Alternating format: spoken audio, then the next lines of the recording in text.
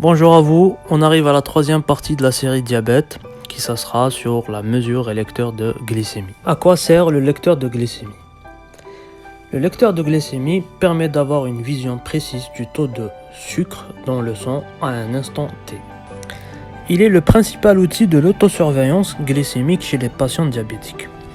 L'évaluation de la glycémie est réalisée plusieurs fois par jour ou par semaine, essentiellement avant ou 2 heures après un repas, avant ou après une activité physique, pour rechercher ou confirmer une éventuelle hypoglycémie ou avant le coucher. On va voir maintenant comment se déroule la mesure de glycémie. Tout d'abord, il faut préparer son matériel, qui est une lancette neuve, un autopiqueur pour se piquer pour avoir la goutte de sang, un lecteur, et enfin la bandelette où on met la goutte de sang. Après ça, on allume le lecteur et vérifier que le code figurant sur la boîte des bandelettes est bien celui enregistré dans l'appareil. Les mains doivent être lavées soigneusement à l'eau et au savon, de préférence l'eau tiède, pour activer la circulation au bout du doigt et obtenir une goutte de sang assez grosse. L'autopiqueur muni d'une lancette à usage unique neuve doit être appliqué sur une partie latérale d'un doigt en évitant pouce et index, sans appuyer sur la peau, déclencher l'autopiqueur, le retirer et laisser la goutte de sang se former.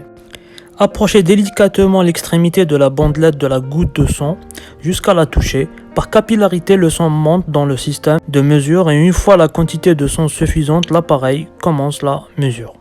Retirez le doigt et absorbez avec une compresse ou un mouchoir en papier l'excédent de sang. Au bout de quelques secondes, le résultat s'affiche en milligrammes par décilitre et est mémorisé dans l'appareil. La lancette et la bandelette, une fois retirées de l'autopiqueur et du lecteur, sont placées dans le conteneur jaune à dasserie. Une fois rempli, celui-ci est à rapporter à la pharmacie. Quelques règles à respecter, comme la bonne profondeur de pic ajustable sur l'autopiqueur et celle qui n'engendre pas de douleur. La deuxième règle à respecter, changer l'autopiqueur tous les ans. Et la dernière, que l'autopiqueur est personnel et ne se prête pas pour éviter les transmissions de germes.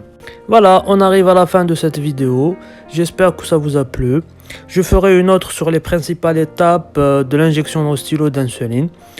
J'espère que ça vous a plu et ça vous a éclairci les idées.